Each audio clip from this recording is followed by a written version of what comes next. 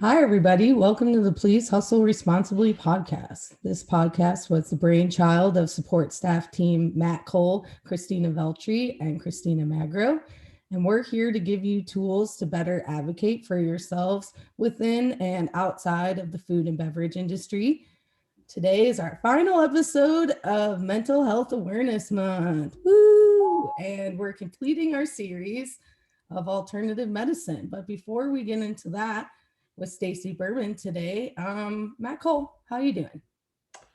I'm all right. I am a little tired. Had some college friends in town this weekend, which was super exciting, but also kind of weird, like being out and about and social and going to places that I haven't gone to in over a year. And I think that definitely took it out of me a little bit. But overall, I'm pretty good. How are you, Veltri? I'm doing well. Just kind of tired, but good all around. Magro, how are you? I'm doing good. I joined a bowling league a couple weeks ago, and you got to lean all in. So I got a ball and some shoes, and I'm really bad with the new ball, but I'm not taking that lying down. So I've been waking up and practicing Like just in your house? Yeah. So you're just like dry swinging the ball. Yeah, that's what the guy in the pro shop told me to do. So all right. How does Max feel? How does Max feel about that? He doesn't understand what kind of game we're playing. But so that's the new and exciting thing that's happening in my life is I got a bowling ball. What's your bowling ball look like? Thanks for asking. It's this copper swirl going into this kind of gunmetal gray. To be fair, it was the only one for my size, but it's pretty cool and I really like it. Oh, yeah. And just like you, Matt, it was being in this bowling league, it's our first time out and about, so we're the only ones in the bowling alley still wearing masks after the CDC, and I'm it's okay, I don't care, I'm still doing this until I feel comfortable. For sure. But really excited about this conversation we're gonna have. But before we get into it, Staci, how are you doing today? Yeah, thanks for asking. I'm okay. I'm feeling all right, a little tired also. And similar to Matt, I was out and about this weekend a little bit and noticing afterward all this guilt, just guilt about, was I weird? was I awkward with people? Did what I say offended people? So I'm sort of learning how to re-enter and noticing a lot of judgment, actually, and guilt coming up. So yeah, I feel it's same. Weird to reemerge. Yeah, I'm not really I feel like I'm a pretty socially awkward person pre-COVID. So then emerging post-COVID, it's I just got to figure out how to talk again. Yeah. Anyone's guess what's going to happen, right? All right, well, let's just dive right into it. So to conclude our mental health awareness month, we have spent the time focusing this month on alternative forms of medication for folks who are kind of newly embarking on their mental health journeys. So today we have Staci Berman with us. And before we dive into it, do you mind telling us a little bit about yourself? Sure. Yeah, I guess I'll go back kind of far and give a brief history. I was born here in Chicago in Wheeling. I guess that's a suburb. And I say I guess because we moved to California when I was 2. So I grew up in San Diego and had a pretty good privileged life.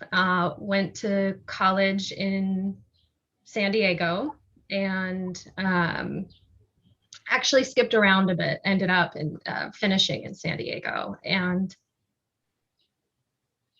while I was in school, I was really interested in working in the music industry. So I did that for a few years. So I just want to say also that I'm really happy to kind of be back in the on-air adjacent world. And was really interested in music and was pursuing actually, being an on-air person. And in college, I took a general ed class in women's studies. And this class got my attention in a way that no other class had. And so I decided actually to change my major from communications to women's studies. And I would say that that was sort of a real big turning point for me when I started to realize through that education that what we're taught about ourselves is not necessarily what's true, or what we think about ourselves isn't necessarily what's true. And in the women's studies program was also sort of a comprehensive review of history and literature and art and music from not only a women's perspective, but also a BIPOC perspective. And so not only what we think about ourselves, but also maybe what we think about other people isn't necessarily what's true. So that really developed my interest in sort of self-discovery and what is true and what can be true. And then I was also in therapy myself at the time in college, struggling with anxiety and depression, things that I didn't really know or have names for, and was able to put names to them. And from there started sort of exploring with altered states of consciousness, including yoga, which was sort of my entree to meditation. And decided that I wanted to go back to school to be a therapist. So that's when my radio and music industry career sort of shifted into this work.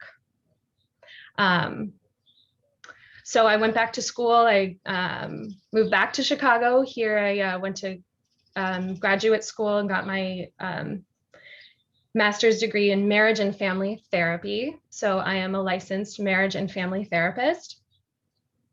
And since graduating, I've worked in different settings, including eating disorder treatment. I've worked in the private practice setting, and then I've also been interested in doing different kinds of training. So one of the ways that I work is with a mindfulness perspective. So I'm also, in addition to being a therapist, I'm a mindful self-compassion teacher. And we can talk a little bit more about that. I teach classes online and in the Chicago area. And again, that's very much about how we treat ourselves, how we meet ourselves, how we talk to ourselves, and how we grow past limitations of our own self. And so I have a private practice here in Chicago. My office is in the Loop, although I've been working from my home for the last 14 months.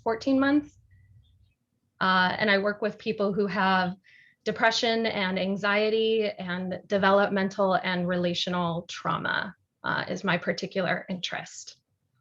And so in addition to those things, and part of what I'm here today to talk about is a current certification that I'm working towards, which is in psychedelic assisted therapies and research. So a brief, comprehensive history. That's incredible. Like so many different paths to lead you to this journey, but I feel like are all relevant in treating human beings. Yes, very well said. Yeah, all relevant. Yeah. Like we had a episode previously, like in the beginning, with somebody who went to the Compassion Institute, and it was just like mind blowing for us because it's just a whole different, train of thought that I think would benefit every single human being if they would just participate in it. I really think that too. And I try to steer away from things that are like panaceas or ideas that this one thing for everyone, but I really do believe that one. Absolutely. We could all benefit from having a little bit more compassion. Well, let's dive into this certification that you're going towards right now, specifically on psychedelics and how those forms of treatment could help someone who's struggling with various different mental health challenges. So do you mind, because we're just going to treat this like a 101, do you mind just telling us like how these alternative forms of treatment can help somebody who traditionally doesn't want to take pharmaceutical medication? Sure. Yeah. So I do want to also, before we jump into that, kind of be explicit that I am very new to this field in an academic sense. I certainly have my own experiences. But being in this program right now, I wouldn't necessarily consider myself an expert. My interest is really from my clinical work, really seeing the direction that things can move in with these psychedelic medicines. So just wanted to make that note. So for somebody who might not want to participate in a traditional psychiatric medication regimen, it's certainly understandable. While psychiatry has been really helpful and psychiatric medications have been super helpful and are super helpful and life-saving for a lot of people, it's also quite understandable why many wouldn't want to. There have been sort of systemically and structurally big problems with even just diagnostics in terms of overdiagnosing certain populations of people, underdiagnosing others, or misunderstandings. And then also people just don't necessarily want to take that route for whatever reasons. And they tend to be more long-term. They're not necessarily intended to be long-term. Really sort of a benchmark of treatment is to use medication alongside talk therapy, and then use that to develop more coping skills or different strategies to deal with whatever the struggle may be, and then to work your way off. That's not always how these medications are used. So people might use or be interested in psychedelics for the more short-term effects that they offer, or at least treatment span that they offer. And also part of the efficacy of psychedelics, and this is what we hear anecdotally, is that it offers a means of healing that feels like it's sort of taking place within, that certain sort of wisdom emerges, or a way of being with difficult parts of self or trauma.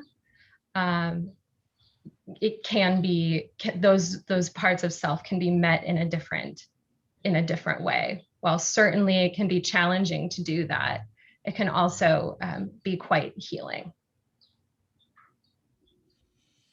So can we just talk about psilocybin really quickly and what that is and how that could help people in small doses?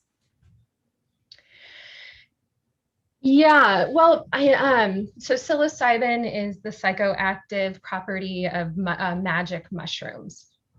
And again, I wouldn't be able to speak to kind of the chemical compounds or makeup of these substances, but that's sort of your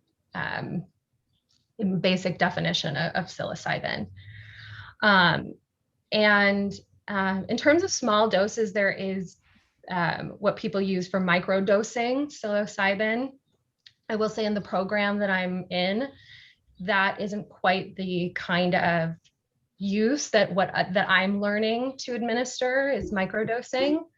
But in terms of like the shorter treatment span, how that can be used in some of the research studies that have been done is that there are, a participant would be connected with two therapists. And there's a treatment protocol where there are preparatory sessions. So the therapist and the participant will meet, develop rapport. There will be some psychoeducation about what might happen in when the medication or the medicine is administered, and look at what are the goals that are being looked to accomplish, and also acknowledging that maybe those goals aren't going to be met and allowing whatever process happens to happen. And it's really about developing trust. So you hear about the terminology set and setting with actually any psychedelic that would be taken. Set refers to the mindset. And so these preparatory sessions help to establish a safe mindset. And that's, again, the rapport with the therapist that you're working with and a trust that's developed. And then the setting is the actual environment that you're in, establishing a sense of safety, calm. It's a soothing place. Participants know where the exit is. They know, sort of exactly where they are, and to minimize or mitigate any bad reactions. And then depending on the research or depending on the study, there can be between maybe 1 and 3 or 4 administrations of the medicine, usually broken up by a couple weeks or a month on an ongoing basis. And so there's the prep sessions, and then there are the journeys when the medicine is administered, and then there's the integration sessions afterward that help to process what might have come up and how to integrate the experiences into the person's mind and life. So folks are coming in and then they are taking this treatment in the office with an intention of solving, or like, I am intentionally coming in here to address this specific issue. And then these treatments are geared towards this one specific issue you're saying? Like, well, say I'm going in there, I have my prep, and then I have my journey, and then I continue my therapy treatments to integrate what I'm trying to achieve through that journey in life. Yeah. So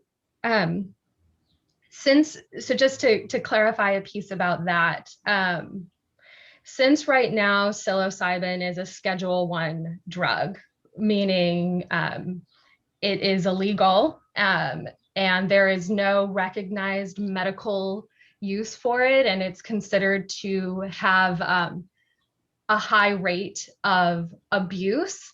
There are very structured research studies for the use of psilocybin, and one of the main research areas right now is on people who have terminal cancer and have high distress around end of life. So that might be what they're coming into these research studies for. And the prep sessions will explore that. again, there's just sort of an establishment of safety and trust with the therapists. And they may have, the certain intention of focusing on this high distress that's arising from end of life, and sort of allowing whatever emerges in the treatment to happen. And then, so there are also studies for depression that exist right now as well. They're in other areas, not just psilocybin, but MDMA, looking at PTSD, anxiety, addiction, alcohol addiction, and opioid addiction. There's also research studies on anorexia, eating disorders as well. And again, MDMA, different substances are being studied, but the treatment protocol tends to follow that sort of same structure. Of course, there are variances to that as well. So I know Christina and I had this question because we were talking about it a couple of weeks ago. Okay, I just want to say, like, all of it, like, I know where you're gonna go with this, and all of this is so foreign to me because I'm like such a novice. Like, I did mushrooms once and I had a bad experience. And while you're talking about this, I'm like, are these mushrooms like lab grown and specific, or is this literally like what people hunt for? Because there's so many different varietals of mushroom that are like, you know, safe to eat, and then all the way to like deadly. So my mind is just like, I can't even wrap my mind around this. So I know that Magro is going into ketamine treatment, which is like even further of like, I just, it's so interesting and cool, but I'm just like, what? Isn't that illegal? How is this like, so really interested in all of this. I am, whatever, you know what, I'm just gonna say it. I was in an experience a couple weeks ago where someone was recreationally doing ketamine, and I was just like, I'm not here to judge. I know that this is an alternative form of treatment. For what, I have no idea. So I would like to bookmark this and ask about it at a later time. So this is the later time. I have a question. I've heard a lot about ketamine treatments in this alternative space of medication, and I'm just wondering, I'm just wondering because I don't really know much about ketamine other than like it's a horse tranquilizer, I think, or that's what I've heard of it. So I know I've heard that it can help with like PTSD, I think, but I'm just asking, what does that look like? What exactly like is ketamine and how that could help people? Yeah. So ketamine is it's still not intended for recreational use. To be fair, people in the world, I knew that.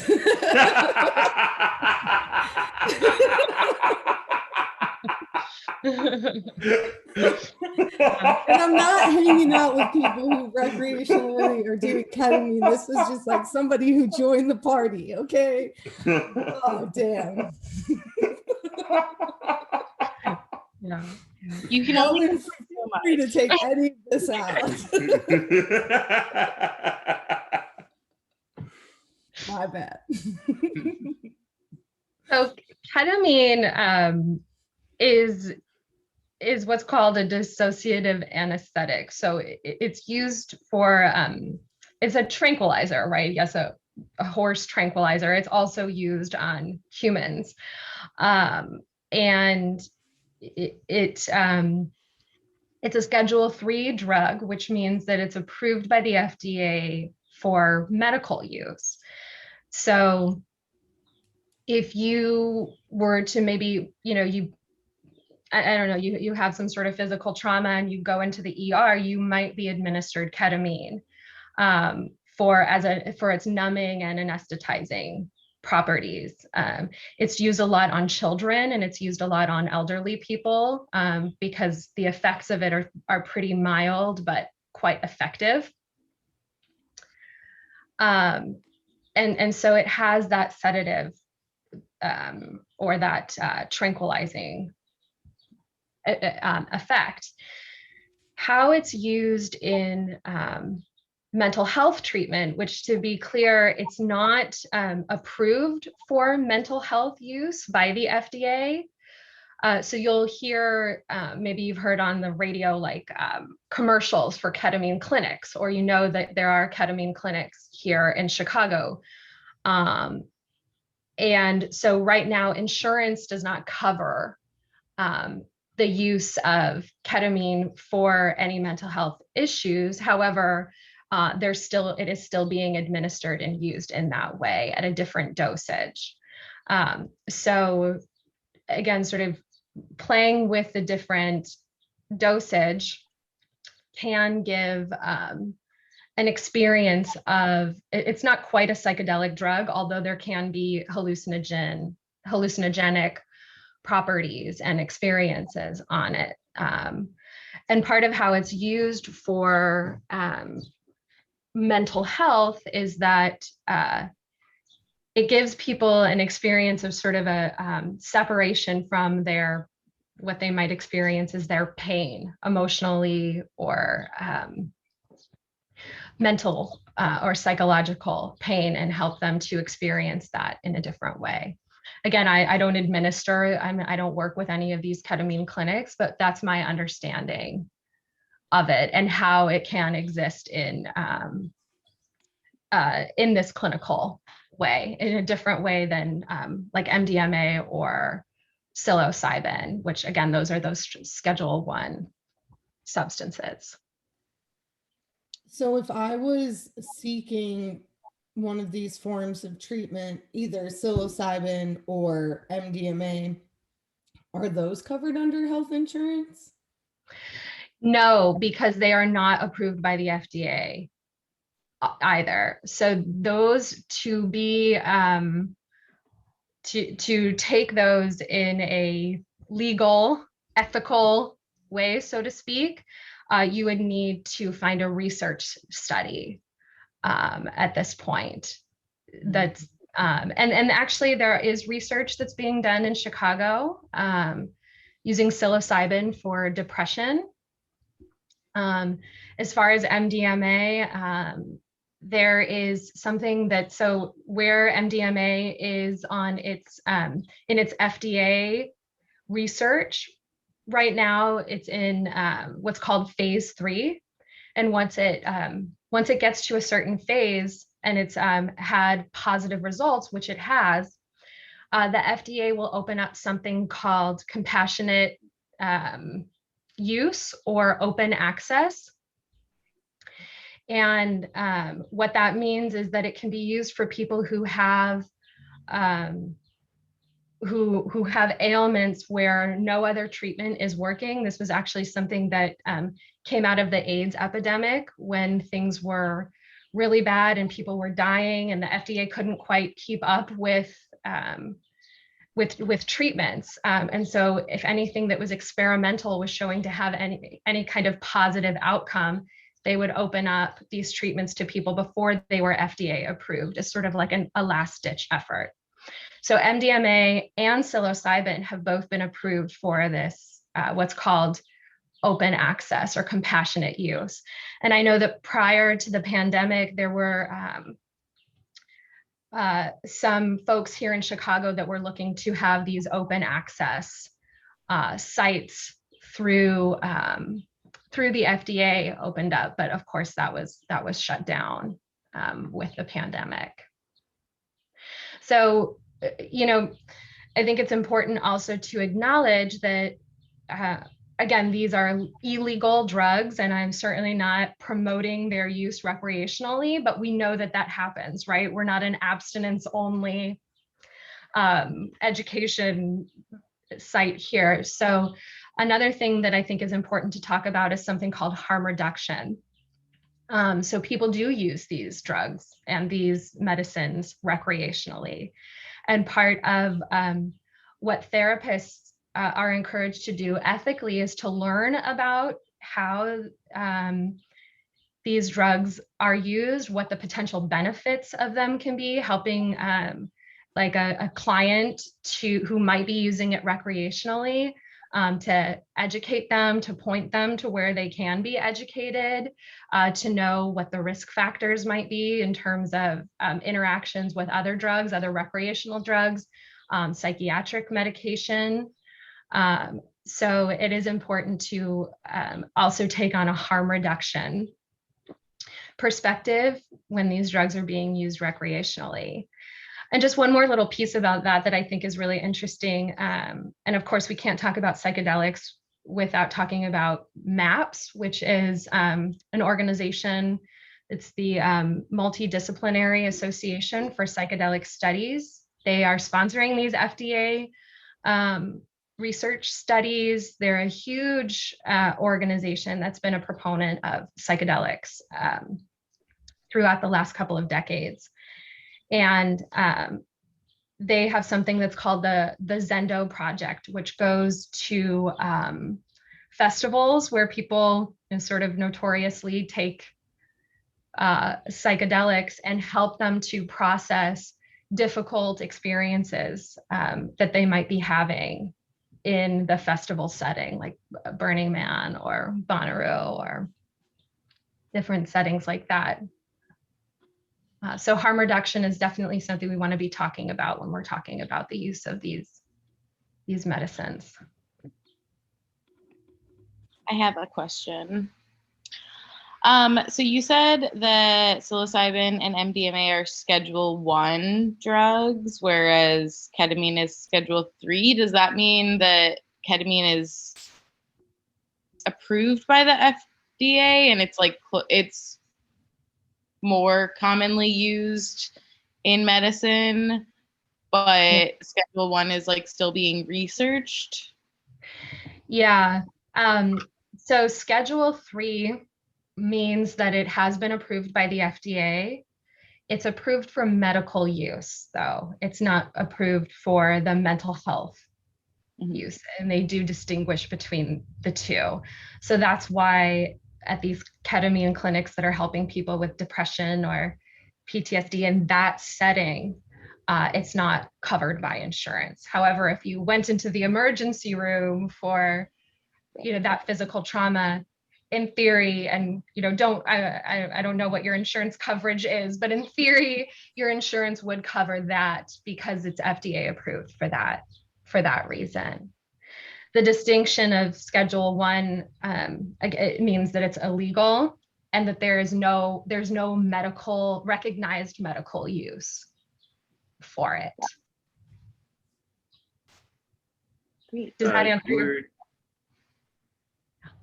Yeah. You were saying in the psilocybin sessions that you like try to provide a safe space, like a comfortable space for the participants.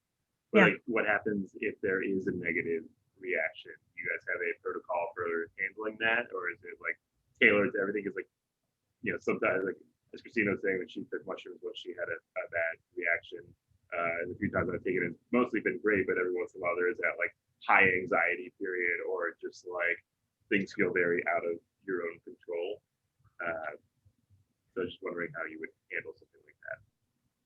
Yeah, sure. And as part of this certification process that I'm in, that's certainly a big part of the training.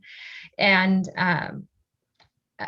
depending on what it is, there's different ways of approaching it. So, when we look at something like people who are being treated for PTSD, there is sort of a high likelihood that they might encounter a difficult memory or some sort of traumatic experience. And so the task is to help to create a sense of safety and help that person through that experience, right? And it's a really delicate task because there can be a really high healing potential in that when we can face these challenging experiences in a different way. And so that's part of why those preparatory sessions are really important, is how to really lay the foundation for safety, and to know that there may, that's part of the education, there may be a difficult experience that's encountered. And here are some ways to approach that. Of course, the journey will unfold as it does, and these things can't be predicted for necessarily.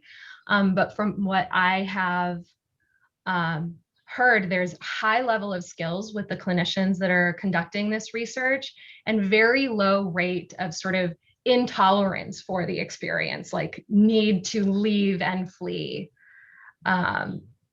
That's not happening quite as much. That might happen in a festival setting, right? When there isn't that preparatory experience or the more intentional, right? It's just more to like kind of vibe out and have fun. And I'm certainly not suggesting that was what happened with you, Christina, like to encounter something difficult internally, or like a mistake, a stupid conversation you had with someone, right? It can be anything that sort of changes the experience, and to know that you're in a safe place where you can process that in a different way has the potential to be healing in that sense. Well, and I think that what you said initially about the treatments, that I was like,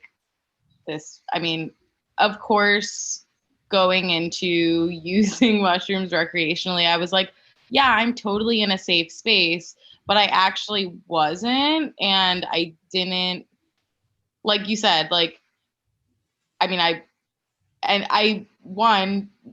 was in transit. So that was already like, I went from one space to another, and then like not really knowing exactly where I was, knowing where exits were.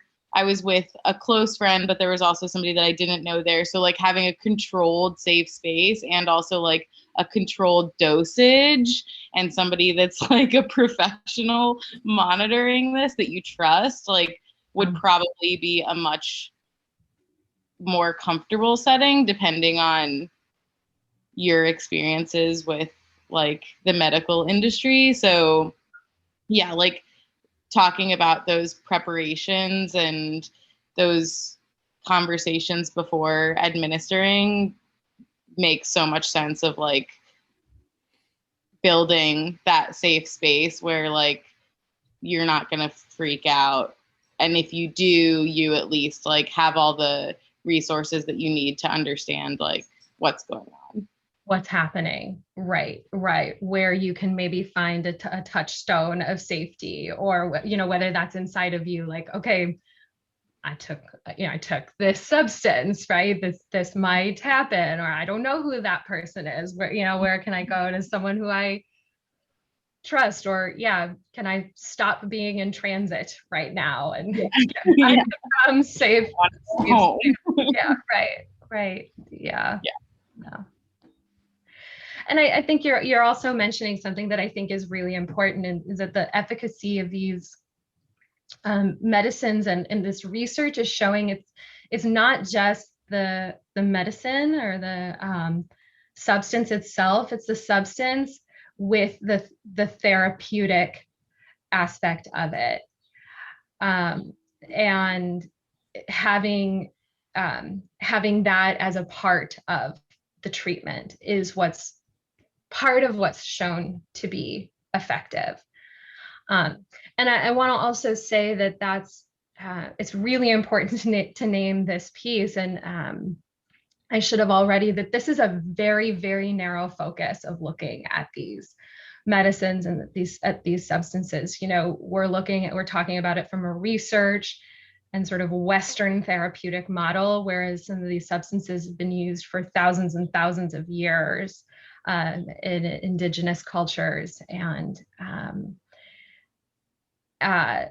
so this is just a really small slice of how these substances are being used in sort of a medical and treatment way. And certainly in the program that I'm in, that's being acknowledged and talked about. So I wanted to ask you this question, since your background is so expansive in different types of therapeutical release, I don't know, or but do you have any advice for folks who are just kind of starting their mental health journey, especially like coming out of this pandemic, re-emerging in this society, and maybe they're like, I think this is a little bit more tough than I expected. What's some advice that you have for somebody who's just doesn't know where to go currently? Yeah. Well, I think because of this pandemic, and actually what was endemic even prior to the pandemic was loneliness and disconnection, is something that our society is facing right now in a really intense way. So for mental health, what we know is that connection really, really matters. And that feeling lonely and feeling isolated, and any kind of disconnect is the opposite of health, whether that's mental health or physical health. So finding connection, however one can, through community, through relationships, in nature, with pets, animals. I think connection is really at the foundation of any kind of health, again, and certainly mental health. And in terms of seeking out mental health treatment, Chicago does have a lot of resources. I will plug the Family Institute, which is where I went for my graduate school. The Family Institute at Northwestern University has all kinds of tiers of affordable therapy available from their training institute. Again, I trained as a therapist at the Family Institute when I was in graduate school, which has a very, very low sliding scale. And, good old Google is a really great resource for finding low cost and even no cost mental health resources in the city. And really fortunate to live in a city that has so many resources in that way. And with the pandemic, one of the silver linings, of course, that have come from this is the ability to use telehealth. So I see clients in their cars or while they're outside walking, and that there's accessibility in that way. So those are sort of my two suggestions: is connection and then seeking out any clinical resources.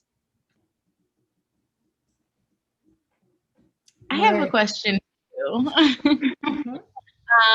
I just realized we talk to a lot of mental health professionals, and I don't think we've ever asked this question of like, if it's not working for you, what's the best way to go about changing your therapist? Like, I think that there's a lot of guilt and you're like, well, I should just stick with it. But like, if you're not vibing with your mental health professional, I guess like from your standpoint, like, how do you feel? Like if it weren't vibing. And they were like, hey, I want to go see somebody else, or if you can just tell that like it's not really clicking. Yeah, sure. Well, just a couple of things before I say kind of where I would, from my perspective, is that to know that you are in treatment, or you are in therapy at will, right? So you are able to exit that relationship at any point.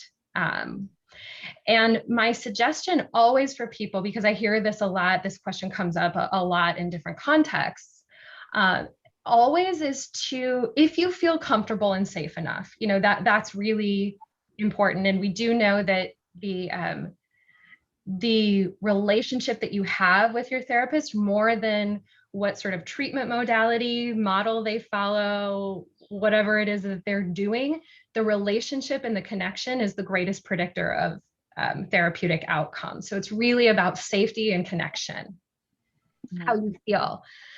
And so if you feel comfortable and safe enough to bring it to the therapist, is to talk about it. Right? We as therapists are trained to talk about the relationship in the room, and if that's something that you don't feel comfortable doing, that's okay too. But that generally is my sort of first bit of advice, is to let the therapist know. And part of how you can choose to proceed from there is how the therapist receives that information, how you feel, right? How it feels to talk about this therapist, to talk to this therapist about something hard, right? Mm-hmm. Oh, no, they didn't take that as bad as I thought, or gosh, that went in a different way than I had imagined.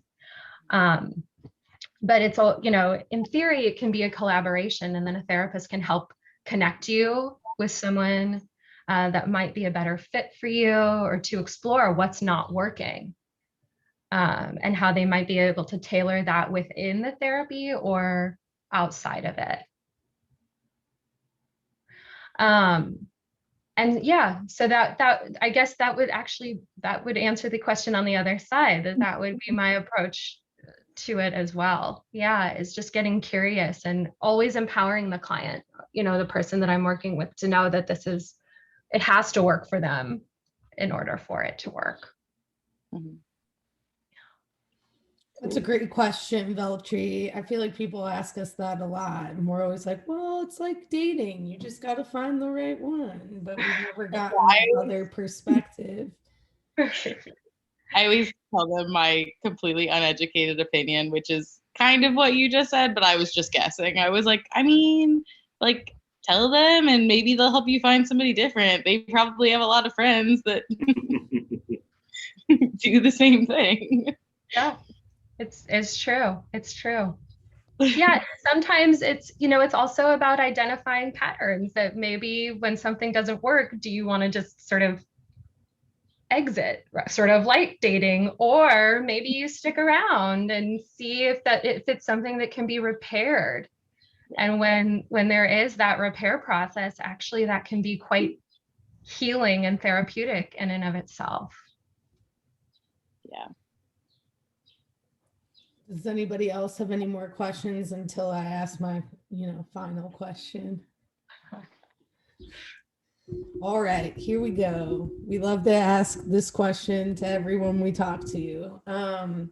What do you think the future of alternative medicine looks like to you? Yeah. Well, I will tell you what I hope it will look like. And particularly what we've been talking about today in terms of access to these psychedelic medicines,